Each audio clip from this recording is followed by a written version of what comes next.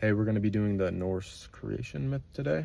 And this is going back to like the Viking Age, the Scandinavian people. That's where like the Norse culture comes from. When you think Scandinavians, you typically think Viking people. So people say there's a little bit of a difference, but like that's that's a good way to visualize them. Um, they came from most of the European land, like Norway, Sweden, Iceland. They like to like raid all that land back in the day. Raiding was like a big part of their culture. They take over a bunch of stuff. Exploration was a big thing. Like they went to Greenland. They came to North America before like any of our European ancestors actually did. Like Christopher Columbus. Many people still think that he was the first one ever to come to North America, but it was actually the Native Americans. But after that, the Scandinavian people ended up discovering North America.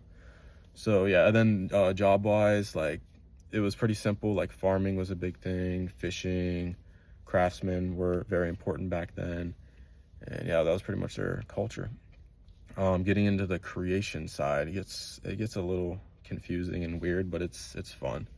Um, So it kind of, if you want to relate it to Christianity somehow, it kind of is similar with the like in the beginning, it's just like darkness, I guess you could say. There's like an empty void, and on each side of this void, apparently there's fire and ice. So when these two end up colliding, eventually the fire melts the ice and reveals this giant, and is considered like the first living being that's been revealed.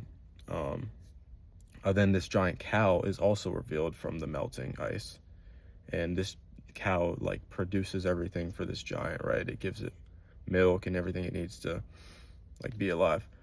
This cow ends up revealing the god, and this god, all the descendants of this one god becomes like what people know as like Odin, Loki, Thor. All these like familiar names comes from this first god, and these gods end up like Odin and his brothers end up killing this giant as a sacrifice to create the rest of the world. Like this giant, they use the pieces like of the corpse for I have it pulled up, actually I can read it. Like the blood, his blood, the giant's blood became the oceans, the flesh became the earth, the bones became mountains, and his skull became the sky. So they had to sacrifice this giant to create the rest of the world, and humans were eventually made after this.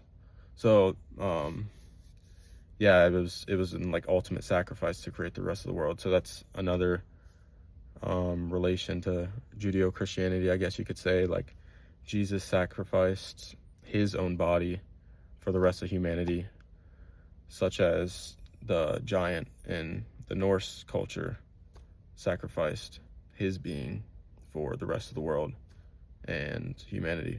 So that's pretty much a overall summary of their culture and their creation myth. It's pretty interesting.